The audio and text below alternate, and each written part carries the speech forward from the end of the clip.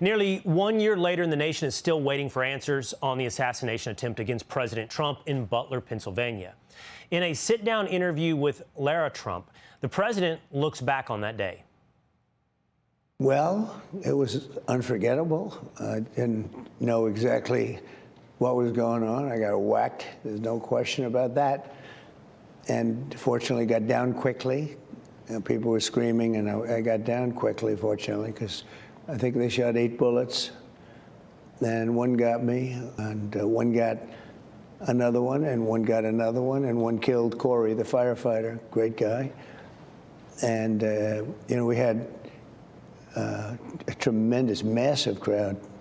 Tens of thousands of people were there. And our sniper, within less than 5 seconds, was able to get him from a long distance with one shot. If he didn't do that, you would have had an even worse situation.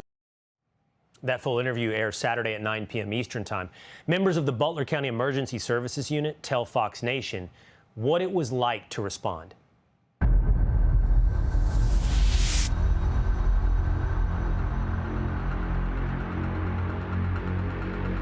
Be on the lookout for a white male, blonde hair, backpack, on a bicycle. I immediately contacted the state police sergeant, and I know for a fact he took that information and passed it forward to the Secret Service. And the Secret Service, they were actually answering you? I can tell you 100% that the Secret Service was absolutely aware. That's Corey Comparatore's wife asking those questions. And that's from a brand new Fox Nation special, Butler Under Fire, The Search for Justice. Franco Porporino Jr. and Butler County Sheriff Michael Sloop appeared with me today on the Will Cain Show. We talked at length about what we know here 1 year later about Thomas Crooks. We have exclusive video from Corey Comparatore's phone. She got the phone back from the FBI, and we actually have the video of Corey recording his final moments when shots were fired. Over the past year, do you feel like you have understood and have answers to that question of who is Thomas Crooks? Not at all. Not at all. What we know about Thomas Crooks is still very limited. And now we're learning the Secret Service has suspended 6 agents tasked with protecting President Trump at that rally. The suspensions ranged from 10 to 42 days without pay and happened back in February.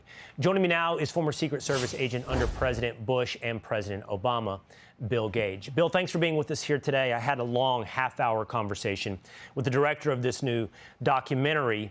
He spent the past year investigating this, and I talked to the Butler County Sheriff's Department as well. Clearly, it didn't go right that day.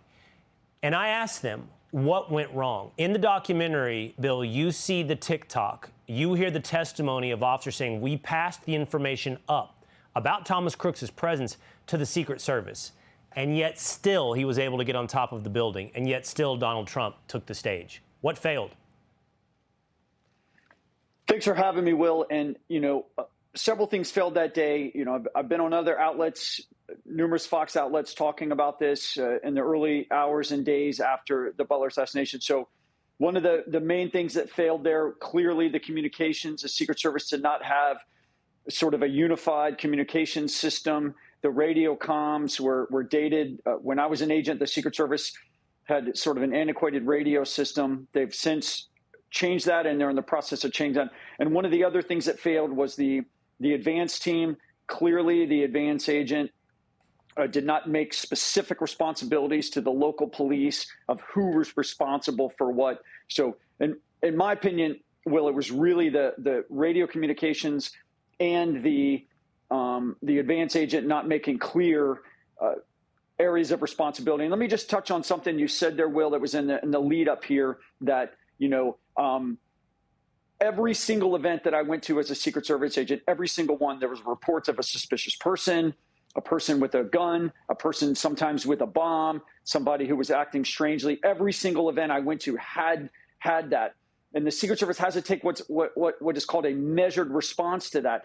So if every single event this is happening, and every single event there's reports of a suspicious person, the Secret Service cannot go rush the president, or in this case, a presidential candidate, off the stage. It would just be embarrassing for the president or that candidate. So the service has to take, what's called a measured response. You have to investigate that. And that's clearly what was going on in Butler. They were getting reports of this suspicious person. They were trying to investigate it the best they could.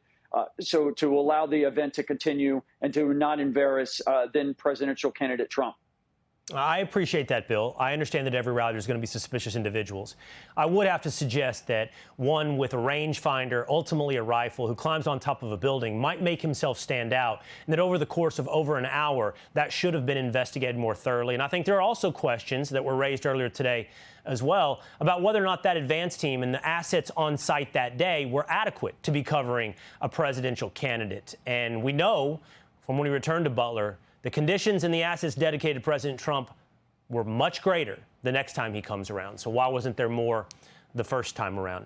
There's plenty of failure, but that shouldn't absolve us from trying to look for exactly where that failure occurred. All right, Bill, thank you for your time. Yeah. Hey, it's Will Cain. Click here to subscribe to the Fox News channel on YouTube. It's the best way to get our latest interviews and highlights. And click to subscribe to the Will Cain podcast for full episodes right now.